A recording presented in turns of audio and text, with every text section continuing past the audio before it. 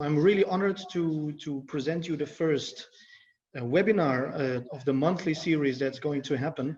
Thank you to all the pioneers that are still loyal to this movement that we're going to start, and to build it up slowly until we have the final conference next year, which will then be the boom starting that we can start this happiness movement. Um, we're going to start with two people, and it will be a raw conversation. It will be a dialogue about happiness at work between Asha Lalai. She is since 22 years. She's an entrepreneur and she's in different initiatives about happiness. One of them is also happiness at work, and she's going to have a dialogue with the happiness doctor, Dr. Elia, known by the books Seven Paths to Happiness and his newest one, Seven Keys to Navigating a Crisis. So if you have any questions during that raw conversation, that dialogue that the two are going to have, just put them into the chat. We're going to collect them and see the last 10, 15 minutes to give you the chance to get into a dialogue with them. So have fun, and we see each other later.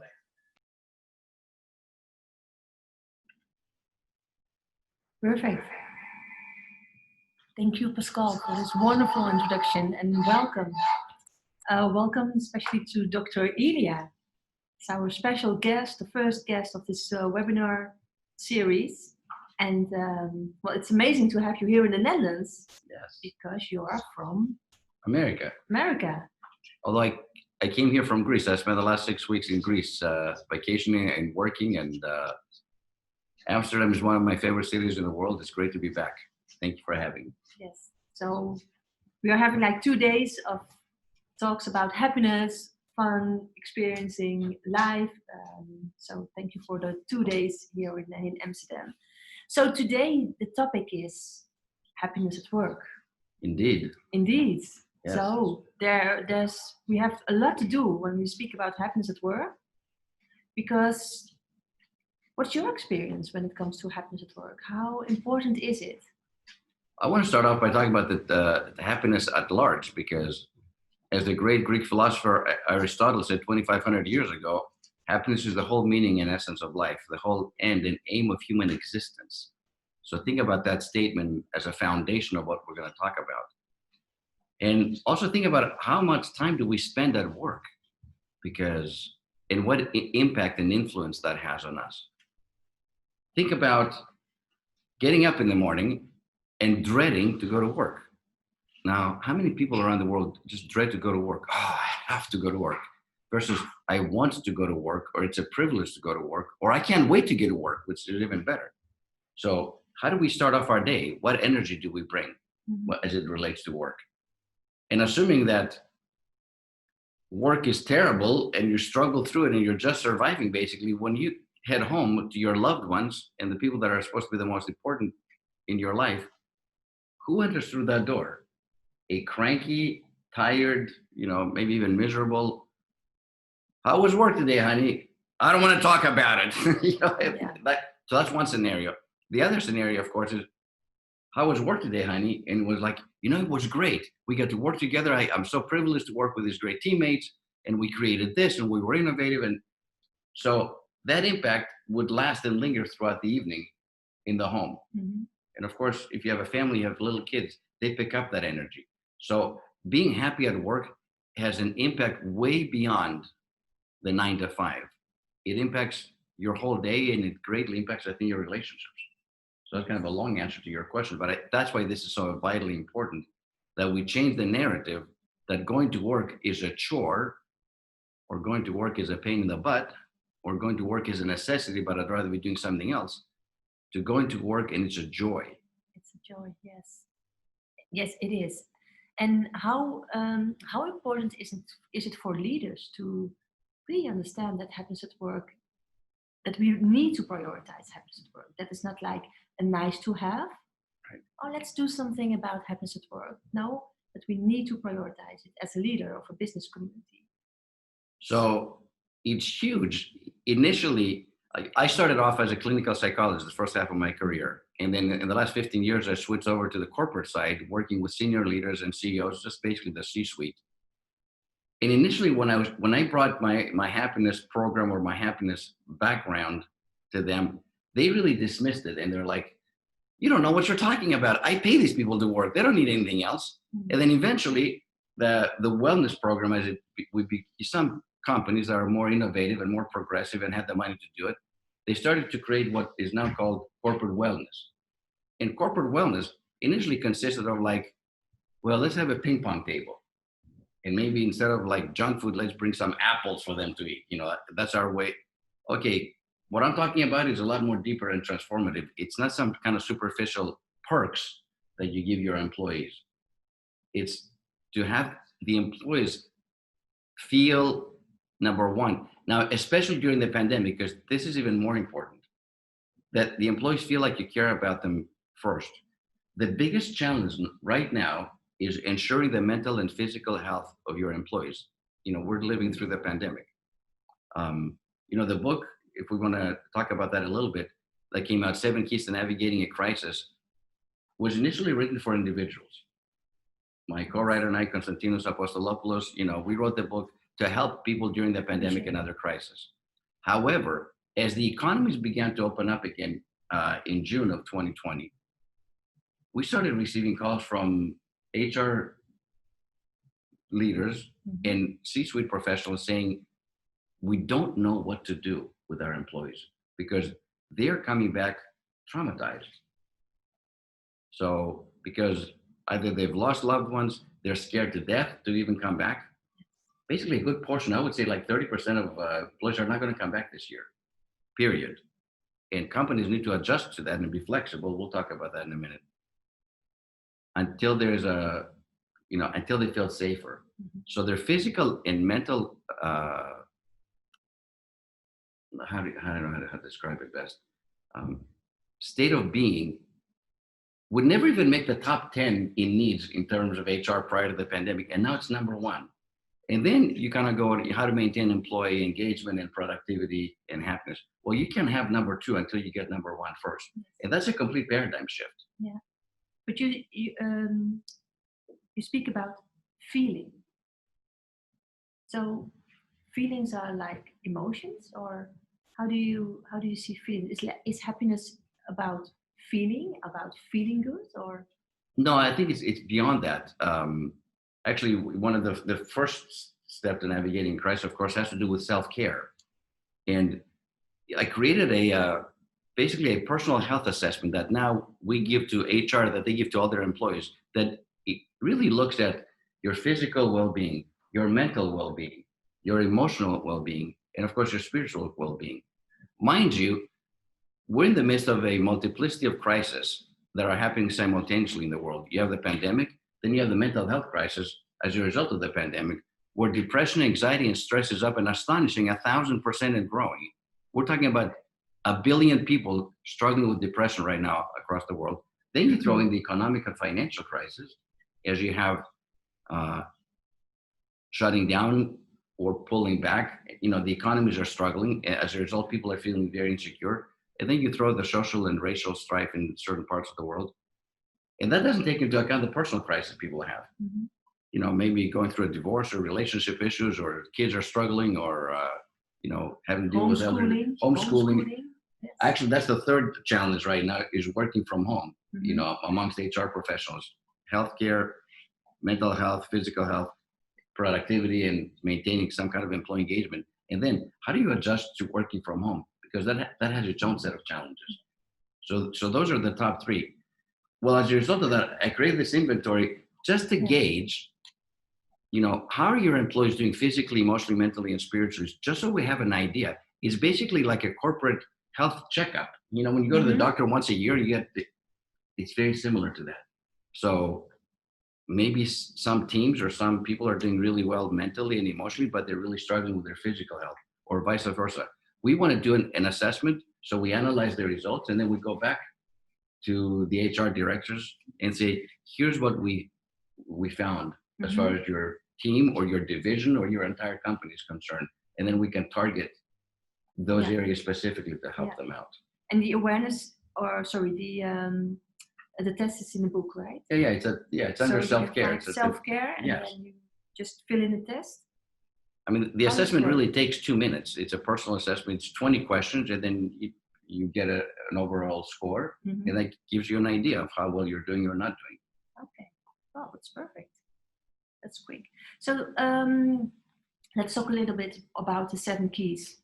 Let's do it.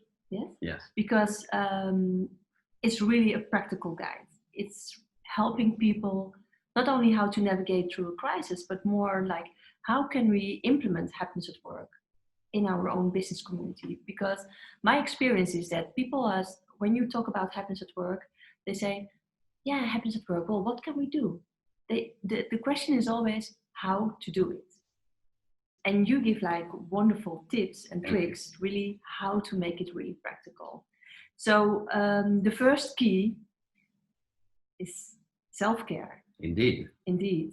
Maybe you can explain a little bit more about what do you mean with self-care? To me, self-care, and there's been some pushback, and we talked a little bit about this in yesterday's interview as well, that somehow self-care is selfish.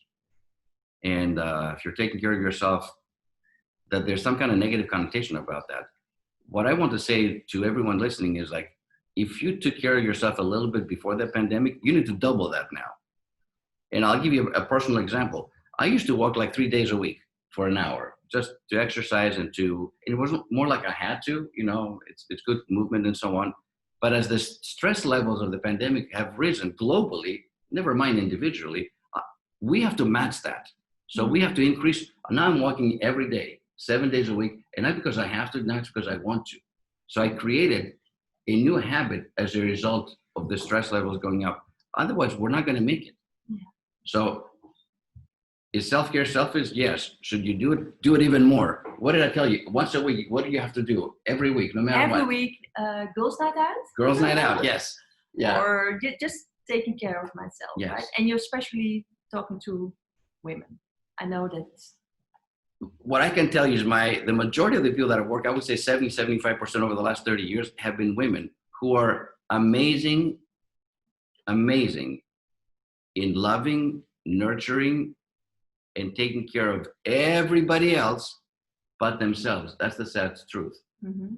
So I push them and they're like, I can't afford to take a day off. I'm like, you know what? You can't afford not to take a day off. You have it backwards. It's the other way around. Mm-hmm.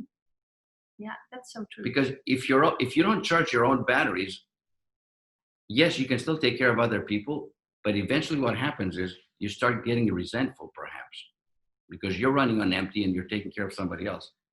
On top of that, if you overdo it and this lasts a long time, what happens to people? People start getting sick. Yeah. And I'm not talking about having a cold or a flu. They start getting really seriously sick, which is your body's way of telling you, slow down, take care of me, please. And if you don't pay attention, I'm going to make you sicker until I ground you, basically, where you're bedridden. We don't want to get to that point before we start making those decisions to take care of ourselves. Yeah. Sometimes it's too late by then. Mm-hmm. So self-care is selfish? Yes, it is. But in a good way. But in a good way. Yes. So. And I'm also not talking just about physical self-care, which obviously means a healthy diet, getting adequate sleep. People are not sleeping enough. Mm-hmm. There's regenerative powers that happen to the human brain when we're asleep, and they only happen when we're asleep. So make sure you get as much sleep as you possibly can. I know we all have responsibilities. We got to get up early in the morning and we stay up late at night and we skip meals sometimes. So how much sleep? I think it varies for each individual, but if you get 6 or 7 hours of sleep, like good sleep, not interrupted sleep, that would be good. But then, of course, we have the mental and the emotional well-being as well, which personally, I think that's even more crucial. In other words, do we know, what impact, in this example, our inner critic has on us? Because we all have an inner critic, right, that criticizes and judges. Yeah, that's also. And it feeds off our mistakes, right, and our human frailties and weaknesses. Yeah. So are we in charge of the inner critic, or is the inner critic running my life? That's like key number 2, where you speak about awareness, right? Yes. Becoming aware that you even have a negative voice, or you're just so used to beating yourself up and being negative that you think, well, that's the way it's always been, as far back as I can remember. Yeah. And specifically, I talk about personal branding. Like, what is your brand? as a human being. Mhm. And before this book, I wrote the book Seven Paths to Lasting Happiness. It became a #1 bestseller, and it opened up a lot of doors. So as I've gotten an opportunity to travel around the world and speak about that, people have said, well, how did you become a happiness expert? Like, honestly. And the truth, it happened the first day that I was born. I know this sounds like a little crazy, but but it's true though. Mhm. So as the story was told to me growing up, so I was born a long time ago in Athens, Greece. So back in the day where the only people in the birthing room were my mom and the doctor, nobody else. Mhm. Not like now. Now you have like phones and they're capturing every image and Snapchat and Instagram Live, and you got all that. Back then was the old days, right? So my dad shows up apparently and comes up to a nurse, and there was a little window with 5 little babies, myself included, all wrapped up in this white generic blanket back in the day. So you didn't know. And he goes, "Which one's my son?" My dad, kind of a tough guy, cigarette drinking, And at that moment, apparently, I had a big smile on my face. So the nurse turns to my dad and goes, "Your son, he's the happy one." And I was branded that way.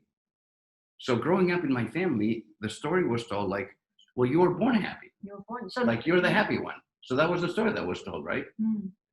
Fast forward now 25 years. Now I'm in graduate school getting my PhD in psychology. And the professor is talking to us about the difference between nature versus nurture. Mhm. In other words, is it your genetic predisposition that makes you who you are, which is some truth to that, or is it your environment? And the truth, of course, is a combination of the two, right? And I had this terrible thought. I'm like, wait a minute. What if my dad shows up like 5 minutes late, comes up to the same little window, asks the same nurse the same question, which one's my son? And at that point, I'm having like terrible stomach pain and I'm screaming my head off and my face is all red. And I'm like, ah. And she turns to my dad and says, "Your son, he's the cranky one." Mm. And then growing up, well, you came out of the womb cranky. You've always been a miserable little beep, That's, yes. as I've shared this story, we've all been branded. This is very important for your personal happiness. Every single one of us has been branded. It usually happens early on in our homes or in our environment. Some brands are positive. Obviously, the happy one, and I've embraced that, as you know. But it could be the smart one, the beautiful one, the artistic one, the athletic one, the kind one. So if you have one of those positive brands, that's great. However, there are a lot of brands that are very negative, and most people, because believe me, I've talked to thousands of people about this and have received feedback from them. Some of them I'm not even going to repeat here, but I will tell you the top 3. Often towards little girls, believe it or not. And they're horrific. And the fat one, the ugly one, and the stupid one. Now you might think, who would actually say those words to a child? And yet you would be very surprised. Those are the most common among 3. So one day, I was giving a talk in America, in North Carolina, to a conference of 500 women. And I'm sharing this story. And as I got towards the end, I said, now, today is your day. If you don't like your brand, choose something different. You empower basically the audience to choose for themselves. If you don't like your brand, change your brand. So off the corner of my eye, this lady stands up. And she was like gray hair in her 70s. And so kind of starts waving her arms. And I'm like, "Yes, ma'am." She kind of interrupted my flow. She goes, "After listening to you, I want to change my brand." And she told us, now mind you, that she was called fat, stupid, and ugly, and some other words I can't repeat, almost every day of her life.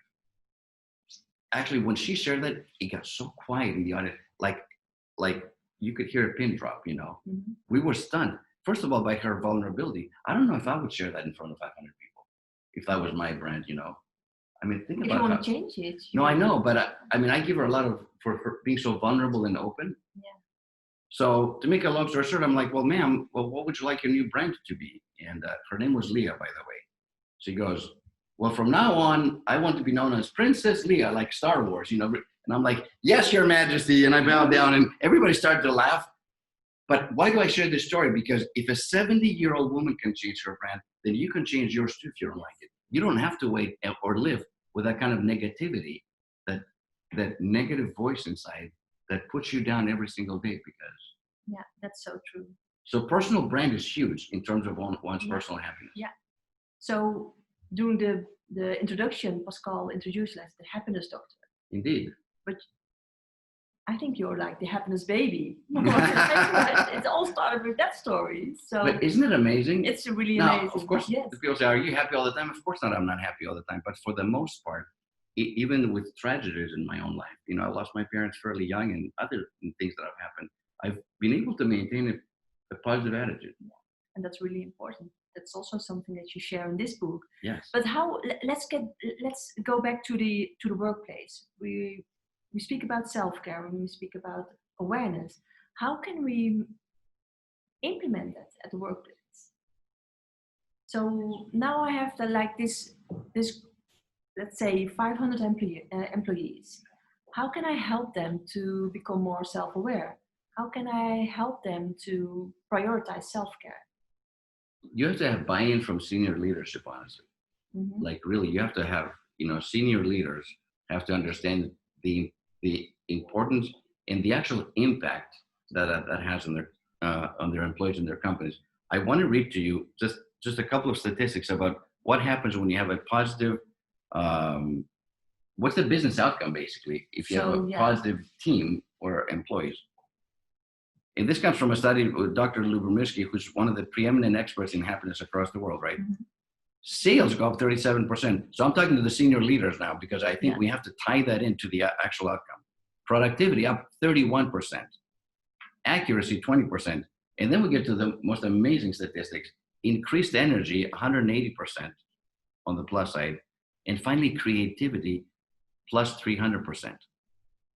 Just from being happy at work and being positive at work. Yes. Now, when your employees are 300% more creative, guess what that means? Yeah, they come up with innovative solutions, right? Mm-hmm. And maybe a new product or a new processes as to how you can sell your product. The other thing that's not included here is better customer service. Yes, that's so because true. if I feel good at my job, I'm going to be much more pleasant, more polite, more patient with an irate customer. Mm-hmm. If I'm in a bad mood myself, I'm probably not going to be that, and it's going to show up. Yeah. And you will increase resilience and topics like that. Yes. I know that when I started with happiness at work, in the beginning of the conversation, people always ask okay, what's the return of investment? And then this is the return on investment. Exactly. Yes. But then one point, I think it's a wonderful story. And so in the beginning, they talk about what's the return of investment. You share the story and you share the benefits. And at one point, one of the CEOs, he came to me, during the project, and he was like, Asha, I want to thank you that I can join this. And I was like, okay, thank you. That's nice for you that you share this with me. But tell me why? What happened? And he was like, I know I was really critical in the beginning, but and somehow I start to notice that it's not about the return on investment. I say, wow, tell me what happened. And he told me, and I get emotional because it was so beautiful what he said. He said, this project, this Happiness at Work program, it helps me to become a better person. I know. And I was like, oh my gosh, that is the most important ROI, right? It helps us to become a better person. And when we are this better person, that's when we thrive. That's when we are creative. That's when we are more innovative and so on. So I would like to ask you, if we talk about the return on investment, let's put that also on the list. It really helps us to become who we really are, right? You're talking about an enlightened leader. Yeah. That actually recognize that it isn't just about the numbers that I just shared, but it makes you feel good on the inside. Because right now we have a scared workforce, do I wear a mask, not to wear a mask? How are meetings going to be conducted? Social distancing and so on.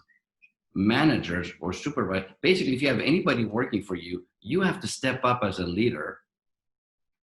I'm not even talking about CEOs. I'm talking about anyone, if you have any influence at all within the organization. And typically, if they were tuned in a little bit, they would say, how are you doing? And the employee would say, good. And that would be the end of it. I'm asking from the HR perspective and everybody else on down, don't ask that question, how are you doing, to people? And get a very quick response, I'm doing fine, so we can start working and be productive. Close the door, make eye contact, and say, how are you really doing? How are you really doing? How are you really doing? And just the two of us, how's your family? How are the kids doing? Is anybody sick? Is there anything that I can do as your manager to help you outside of work? Yeah. In other words, show that you care, much like that, the CEO told you. First, before you talk about any expectations about getting things done and being productive. Yeah. If we don't show that humanity first, the majority of the workforce, they're already scared, traumatized, isolated, lonely. And you want their best energy, you want them to be focused, you want them to be creative and have all these things. You have to take the extra step as a leader and genuinely, not do it because I said to do it, do it because you feel it. Really, how are you doing? Exactly. What can I do to help?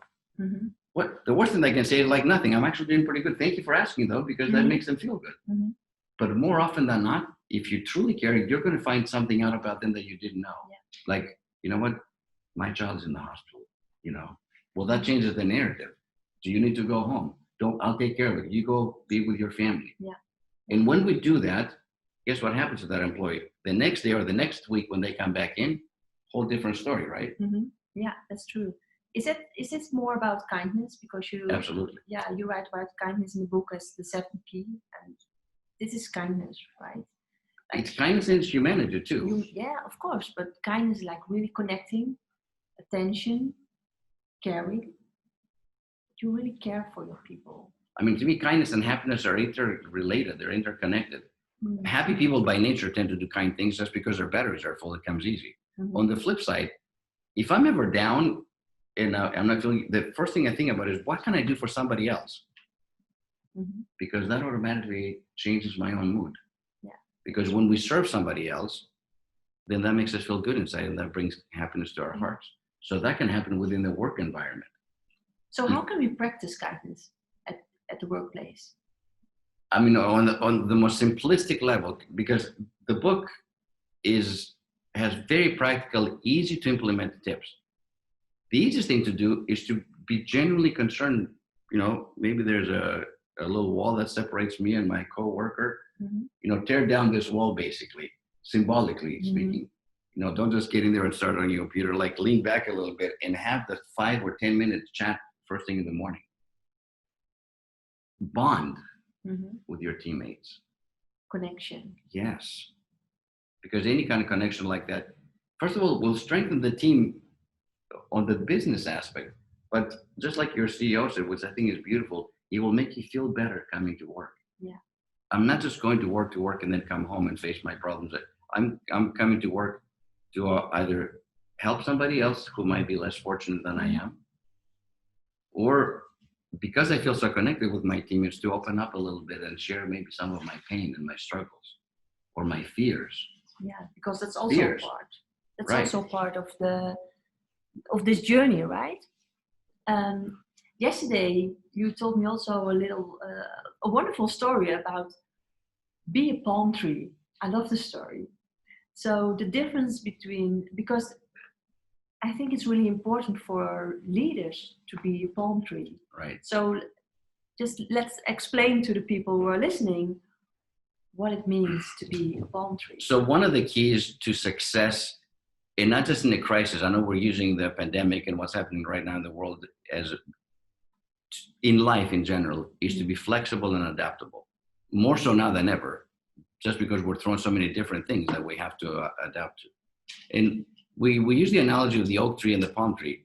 The oak tree, of course, is this massive, huge, tall, strong. It represents, stability. It's been around for 100 years, immovable in some ways, right?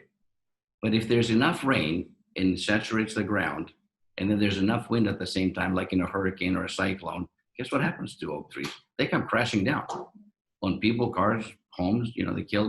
That's what they do. On the flip side, a palm tree, which is much, much thinner than an oak tree, at the peak of the storm, right, it bends and bends. Sometimes it can be a flat parallel to the ground, but when the storm passes, or the storms of life, right, it rises up and stands straight and has survived and continues to thrive. So the challenge for all of us, and I issue you that challenge, don't be an oak tree. Be a palm tree. Be flexible and adaptable. So the statements you hear at work, the oak tree statements are, well, that's how we've done things around here all these years. Yeah. Oh, It right? doesn't work like this. No, it doesn't work like that. No. Yeah, no, this is how we do things. And guess what? You can't say those things anymore. Even if you were successful doing those things prior to the pandemic and its impact on your business, it's not the same anymore. So you have to be flexible and adaptable. Yeah. So be a palm tree. But how? How do we do this? Like, okay, Dr. Elia told me be a palm tree. What can I do? Let go of control. Let go of control? Yes, because That's scary. No, I know. I'm asking some to do some difficult things, but let go of some control, right? Or focus the things that you do really control on, which are your attitude. We don't control so many of the events. Every week, it seems like the government issues some other, new, more restrictions, or like back and forth it goes. Less restriction. Oh, we can breathe. We're going back to normal. 2 weeks go by, more restriction now, back and forth. Well, these are beyond our control. So what do I control? Yes. As Viktor Frankl said in Men's Search for Meaning, that amazing, amazing book, the only thing I control is my attitude. Yeah. Nobody can take away that attitude, which leads to the sixth key to navigating crisis, which is a positive attitude. You can choose your attitude. Yes, in the same way you can choose your happiness. Happiness is a choice. You know how many people have pushed back on that? I'm like, what are you talking about? Yes, it's a choice. If I choose my thoughts, then my thoughts eventually impact my behaviors, right? If I have self-defeating thoughts, guess what that leads to? Self-destructive behaviors. And I used to work with addicts for like 18 years when I was a psychologist. Believe me, I know what self-destructive behaviors look like. So choosing a positive attitude, sometimes, because I love to choose for a positive attitude, and people say, Asha, be realistic. So what can I say to those people? Like, I would say that in a crisis, there are 4 personality types. That's going to answer your question. There are 4 personality types in any crisis. The first one, of course, is called the victim. And the victim is, why is this happening to me? This always happens to me, right? Poor me, basically. That's the victim. Everyone knows someone. Of course. Like this, right? Yes. And they're always the victim, like no matter what happens, right? The second one, we like to call the critic. So the critic basically sits back, arms folded. It criticizes everything, no matter what the state, local or federal government, the World Health Organization, the United Nations, whatever they say, they criticize everything. For example, Asha, you should wear a mask when you go outside. Well, that's stupid. Okay, you know what? Never wear a mask when you go, What are you trying to do, kill me? Like, no matter what you do, they're going to criticize everything. So that's the critic. Then we have the bystander, which right now I feel like we have a lot of bystanders, which are good people, mind you. But the bystander is someone who's frozen in fear. They're so overwhelmed, they literally do not know what to do. So they don't do anything. They sit around, what's the neighbor or somebody, their co-worker, but they really take no, and what all 3 of these have in common, they take no initiative to form a positive solution, right? Yes. Now we get to the navigator, which was the whole premise of this. And the navigator, of course, starts off with a positive attitude. Like, I've been through crisis before, this too shall pass. I'm going to navigate my way through the difficulties of life. And practices self-care. Being selfish, like we talked about before. And practices awareness, listens to their, they listen to their heart, to their intuition, to their inner wisdom, and then act upon it. They are flexible. And in the end, they practice kindness. So those first 4 personality types, by the way, exist within every human being. Yeah, we can shift between. Absolutely. Yeah. So when the pandemic hit, all my speaking engagement, I was planning on coming to Barcelona and different parts. They were all gone. Poof, in less than a week, everybody canceled. Everything gone. And did I feel like a victim? You're darn right I did. Why is this happening to me? I mean, I had that. And do I criticize from time to time what the government does? You're darn right I do. Because some things are stupid, basically. So yes, I will criticize. And was I the bystander initially? I like, what will I do with this year? Like, everything's gone. But then I navigated, which is the outcome of this navigation is actually this book. I didn't plan on writing a book this year. But so that's what flexibility looks like. I had a plan and I wanted 2020 to go this way. Well, guess what? Something big happened that changed everybody's plans, right? So what will we do about it? It's not that it's okay feeling like a victim or being critical or being a bystander. You just don't want to live there for like 2 years. I want to be there for like 2 hours. Let me feel sorry for myself for 2 hours and then shift to navigating. Same thing with I don't want to criticize the morning, noon, and night, criticize the government because of decisions they make. That takes away from my own happiness. I can be critical for a little bit, but then shift again to navigate. And how can we facilitate people? Like I am a manager at work and I want to support my people to have this positive attitude. What can I do? I think right off the bat, you have to listen to them, to find out where they're at. A lot of times we assume, even the people smiling at work, you don't know what's happening on the inside. Yeah, that's true. So when I work with people, I ask the managers or supervisors or directors, depending, actually it goes all the way up to the top, believe it or not, to do what I call stay interviews. So typically in the corporate environment, you have exit interviews. When somebody leaves your company, HR calls them together and like, hey, tell us why you're leaving. That's called an exit interview. And then you find out the whole truth, right? Well, I'm leaving because my manager was a jerk and mistreated me. And so you find out, okay, guess what? That's too late. We want to have what we call stay interviews. Oh, that's wonderful. Stay interviews. Absolutely. And you do them the first 30 days. When somebody starts off work, you want to have a stay interview. Let's say you just hired me and I've been at your company for 30 days. After 30 days, you come to me and say, Elia, how are you doing? Tell us what you have enjoyed so far in this company. Tell us what has surprised you in a good way. Is there anything that hasn't worked? Is there some promises we made you when we hired you that we haven't fulfilled yet? Like find out early on. That's called a stay interview because number one, it shows me that you as my employer cares about my well-being. Yes. And if there's something that, well, I thought you said I was going to have this day off, but I didn't or whatever, then we can talk about it and you can resolve it. So as managers, we want to show that we care in practicality, not just words. These are not words. You have to spend time with people, one-on-one. And like before. Every week. I mean, one day. It depends how many people you have, but at least I would say on the stay interviews, you don't want to do them every week because then it'll be like you're asking the same questions. I would say once a month. But the connecting or asking how are you really doing, I would do that a lot more often. So listening. We have to up our game. That's all I'm saying to HR professionals or any manager. You have to show up differently as leaders. You have to be a lot more invested, consciously, mindfully. Think about what these people are going through. And if you don't know, find out.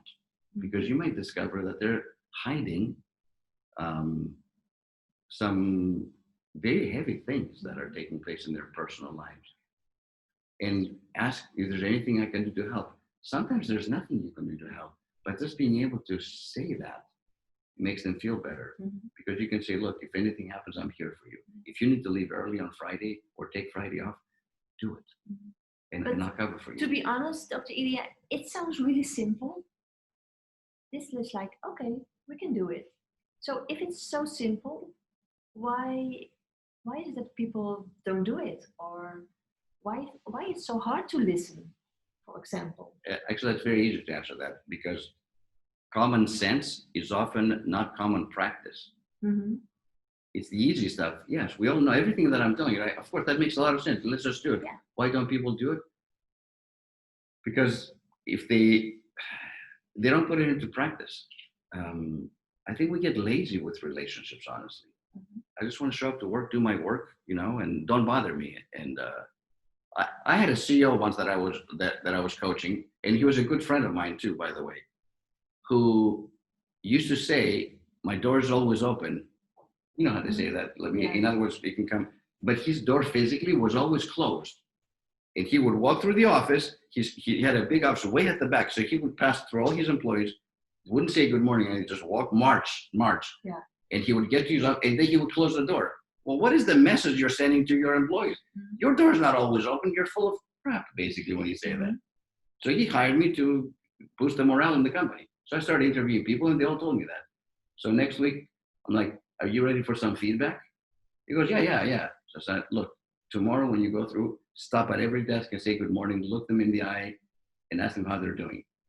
What? You go, I'm paying you for that? I'm like, just do it and do it for the rest of the week, every single day. So I said, that's your homework. He did it very reluctantly. He didn't want to do it because that wasn't his style, right? He was the boss. He just wanted to go. Well, he started doing that. So I wasn't there every day. 2 days later, I show up, and all of a sudden, the energy in the office was totally different. Like the employees, instead of being down, they were up and smiling. Mm. And at lunchtime, they pulled me aside and said, "What did you do to him?" Mm-hmm. I'm like, "What do you mean?" Well, I've been working here for 7 years. He's never asked me how I'm doing. Oh my gosh. No, so the first time is like, it's a little awkward, right? Yeah. The first time when you start doing it. Yeah. And he couldn't believe that such a simple shift, like stop, make eye contact, ask the question. I think initially he was faking it. Mm-hmm. Like, I don't think he really cared initially. Yeah. But then he saw the reaction and he saw how the mood and the energy changed in his office and how much happier people were. Yeah. And he actually, months later, he said, I can't believe that such a simple thing changed the whole atmosphere. So, and then in the end, you start to enjoy as a leader. Yeah, I don't know if he really enjoyed it. He was like, but the point is that he did it though. Yeah. And he realized that it has an impact, as simple as that is. Yeah. And is this what, because you also speak about initiative? Yes. As one of the keys. Yeah, because knowledge without application is just education. You can read all the top 10 books on happiness and wellness and so on and highlight them and underline them to death. Mm-hmm. And then what do we do when we're done with our books? We take them and put them up on our library, never to read them again. Mm-hmm. Well, now you know more about happiness, but so what? You're not any happier. So initiative, it's in the practice. Yeah. It's not what you know. I mean, that's the biggest takeaway. It's what you do with what you know in life. Yes. And that's with our personal lives and at work too. Mm-hmm. We all know, for the most part, what we should be doing, but doing it is another story. And sharing it. So if you do something and it works, you can share it with your managers or colleagues or whatever. Absolutely.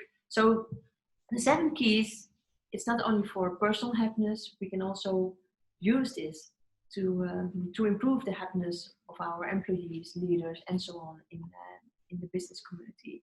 So thank you so much for navigating us to those 7 keys. Let's see if there are questions. Okay. Hello, back again.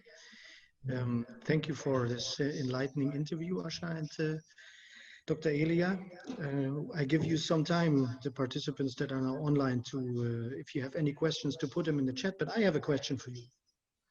So you talk about navigating. And navigating means, of course, that you have to be in movement. Otherwise, you cannot navigate. But now is it the time that a lot of people are not moving because they are afraid and they have this fear inside. Do you have any tangible tips to get into a movement so that they can start navigate? So what you just described is the bystander, right? Who, because of fear, they don't know what to do. So they don't do anything. There's a huge difference between danger and fear. And that's the best way to help somebody. If somebody coughs in my face right now, that's dangerous. That's a fact. So that's a fact. But fear is not your friend. Fear is paralyzing.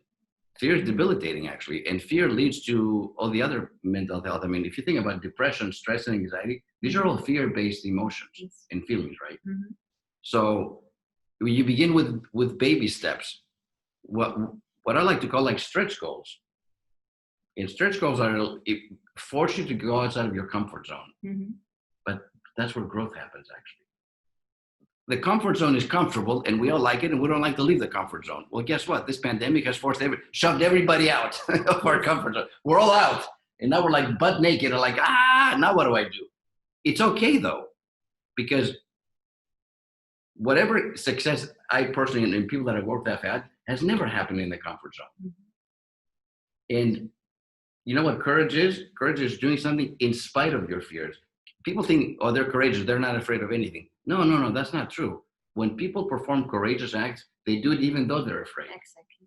Even the hero is afraid. Yes, absolutely. Yes. But you take that initiative again. Mm-hmm. You do something about it. Yeah. And so try to do something every day that moves you, an inch or two outside of your comfort zone. It doesn't have to be something huge, but do something that pushes you. It'll make you stronger. And you know, we talked about continuity, like doing things consistently. Growth doesn't happen one day. I'll lift weights one day and then I'm gonna look like Arnold Schwarzenegger. No, it takes like daily commitment and some discipline. So you really have to prioritize it to say, okay, if I want, become maybe fearless, I have to do the things that gives me fear, right? Just do it. And anyway, I think the consistency is the key. Like if I went for a walk one day and I'll go here and I'm in better shape, well, that doesn't do anything. But every single day, month after month after month, then that creates a habit. And you know, if we do something 21 days in a row, it creates a new habit. The neural pathways in our brains begin to adapt to that new way of behaving. Yeah, it really helps me to think about, because sometimes I also get this, I'm afraid to do it. And it really helps me to think about, even the hero is afraid. So let's do it. So maybe it will help other people also.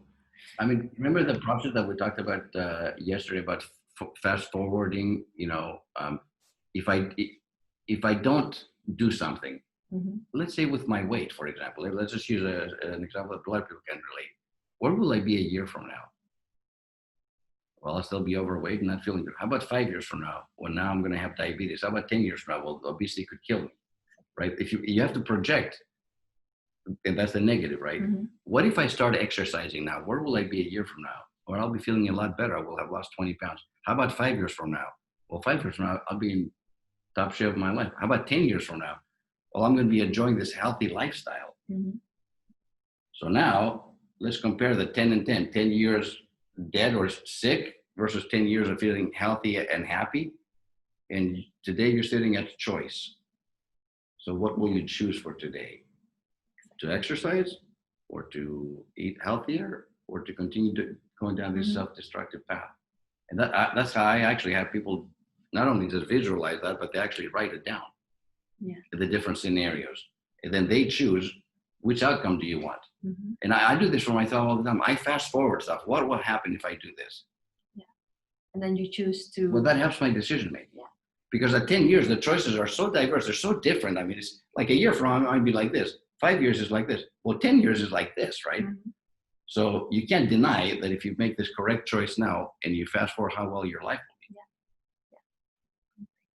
Thank you. Let's go back to Pascal. Yes, thanks. I have a question from Natalie. So I'm going to maybe rephrase it a little, because you mentioned to let go of control. That's what you said. So how I like to say it, to let go of the illusion of control. And it's as you said it, it's not what happens to you, it's what you make of it, this attitude. But this attitude is also based on the brand that you were talking about. How do you get out of this negative spiral? So hearing something about you, starting believing it, and then also behaving like it, which enforces this, this negative spiral. How can you make this your identity in a positive way? Are there tangible baby steps, as you said it? Do you have some tips for us? Yeah, I think that, Pascal was also talking about the brand, right? The negative to positive brand. If we go back to that story about that 70-year-old lady, I don't know, because I didn't see her again, if she changed her brand right there on the spot. She went from feeling, what she was told for 70 years, you're fat, you're stupid, you're ugly, and so on, to becoming the Princess Leia. But I feel like her statement, especially doing it in a public forum, gives a lot of strength to that way, because you're disclosing something publicly. I would say, we also talked about having an accountability partner, because sometimes it's hard to change this by ourselves, right? But if you say, I really want to get into shape, will you go for a walk with me? Maybe not every other day. Can you and I walk for an hour, like 3 days a week? That helps sometimes to have somebody else with you that is supportive of your journey. I mean, if people have the self-discipline, they will do it by themselves all the time. It's not that easy. But it is doable, though. Exactly. Just find someone who can support you or hold you accountable, right? Like a trusted advisor. It could be a coach. It could be, if you would need to go to some kind of counseling, that too. But it could be your best friend too. It doesn't have to cost any money, is what I'm saying. But to have somebody that joins you in your path towards changing your life for the better. Mhm. It's easier. There's strength in numbers. I know there is. Yeah. So, but now you have this critical voice. Yes. How to The get inner rid- critic. Yes. How to get rid of the critical voice in your head? So I have, I use this imagery Mm-hmm. about the critic that when we are first born, every single one of us is given the keys to their favorite car. Like for me, it could be a Ferrari or whatever. It could be like, a convertible for somebody else. And the car is symbolic of life. And we're the drivers, right? We're in control. We're driving down the highway of love, the highway of life, and so on.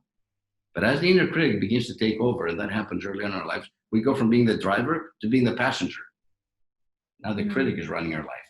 If the critic takes on even more, we go to the back seat. Now we're backseat drivers. We're not even in the front. And if the critic is really strong in our lives and really beats us up, we're in the trunk, like, tied up and, So visualize and ask them, what do you think you are in your life? Honestly, I've had people say, I'm in the trunk. The critic is like 90% of my inner voice is critical. No, I've had people that actually have it. So I ask them to say, some people say, I'm in the back seat. My life is out of control, but I kind of, and some people say, you know what? I've been working on it. I'm the passenger. I'm closer to my, being in control of my destiny, but I'm still not driving my car. Mm-hmm. And at some point, they have to fight it out. Exactly. So the way that this is what I tell them is, first of all, become aware of your inner critic. How often does that happen? Is it once an hour that you have a negative voice in your head, or is it 10 times an hour? Is it, once a day? When, under what circumstances, and so on. And then I have them visualize that they're like a judge, in a courtroom, like dressed in their black robe and so on. And they have like a gavel. You know what a gavel is? Like you go like this. Yeah. So every time you hear a negative voice in your head, you go, overruled, like a judge would say, overruled. Wow. Meaning, I choose not to believe that anymore. Yeah. Every time you overrule your inner critic like that, you begin to gain more strength. And at some point, even if you're the passenger, at some point you switch. You go from being 49% healthy and 51% critical to the other way.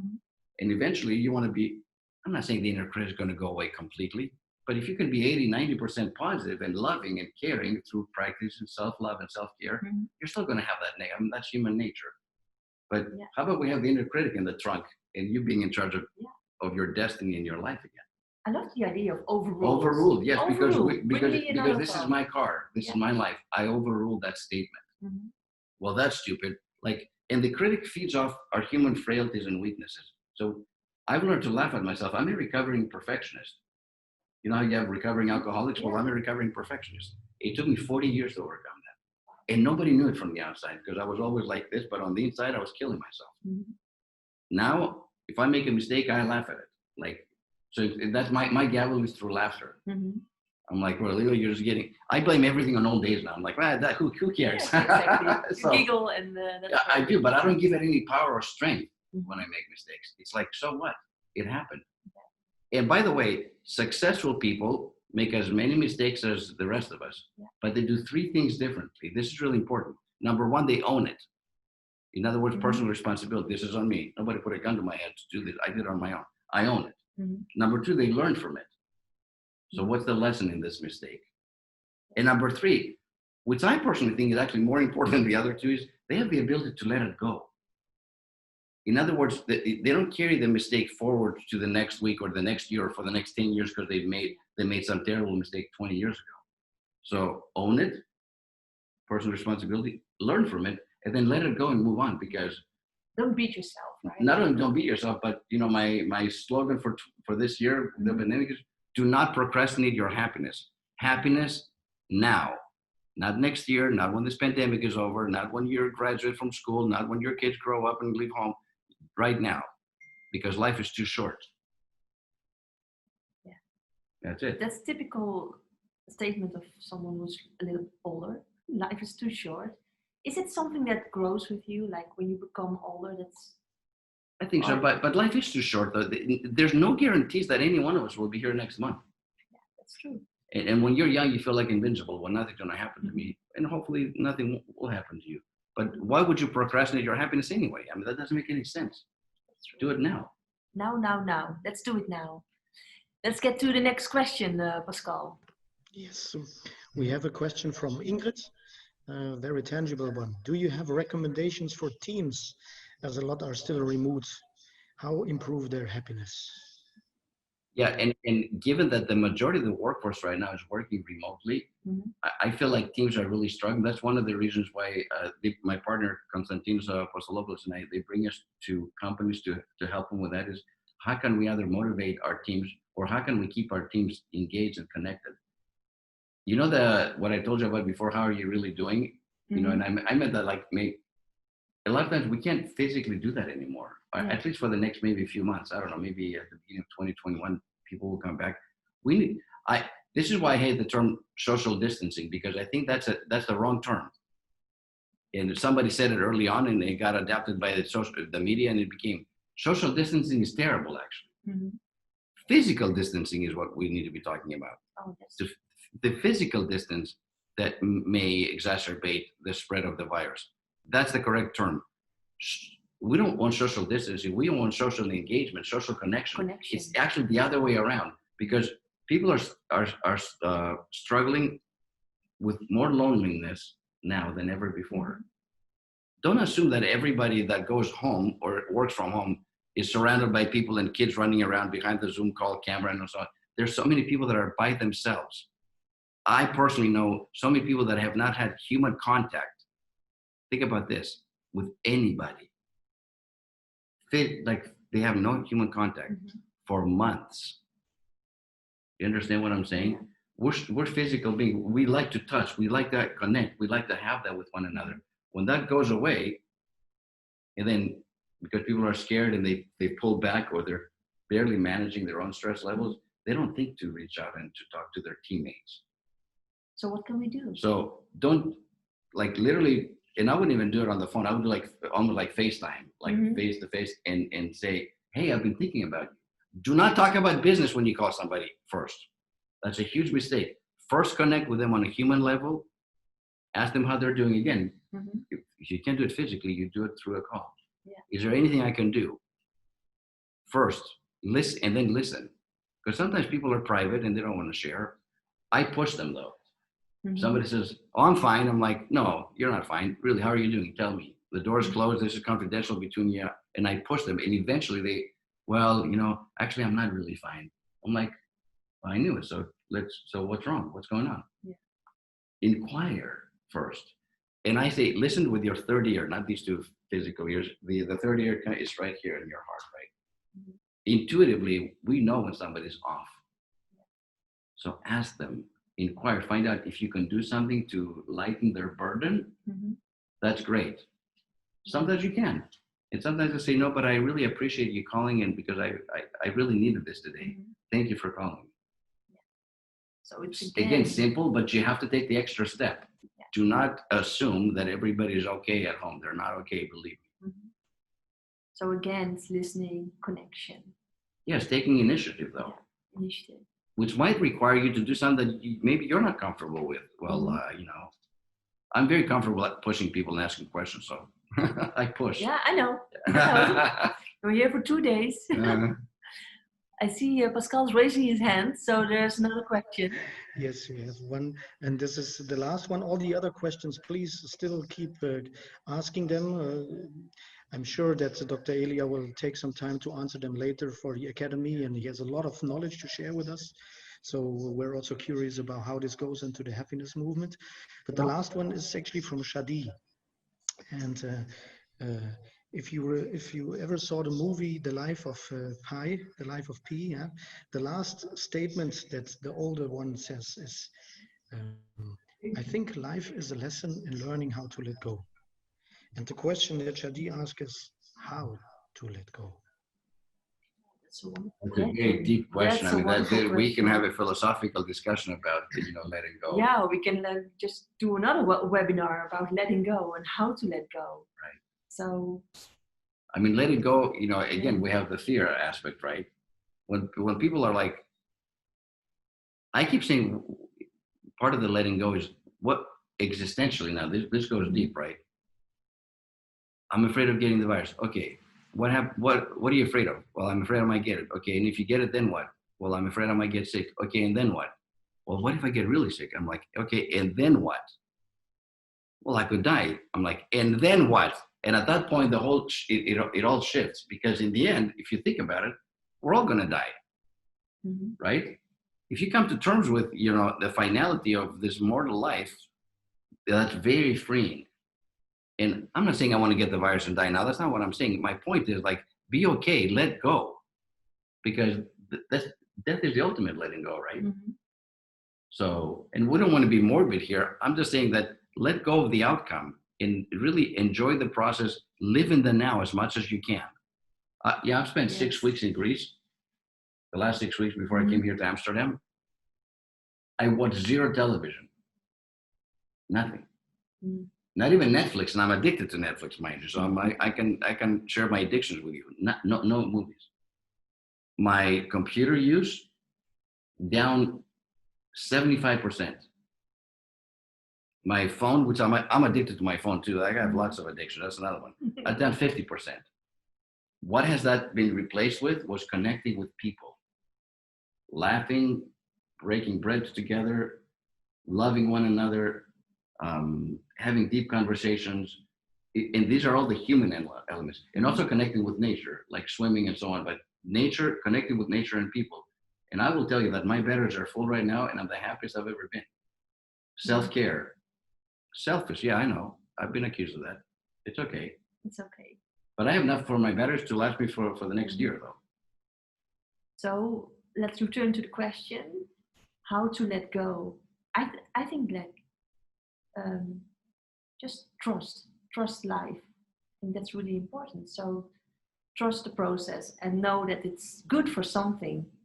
Sometimes we don't know why, but if you can really trust, I think trust is really important And if you want to let go. Yes, and it's all going to work out in the end. Yes. So we can stress over it, or we can let go. Because whatever's going to happen is going to happen anyway. Yeah. Right? Oh, that's good. You can choose.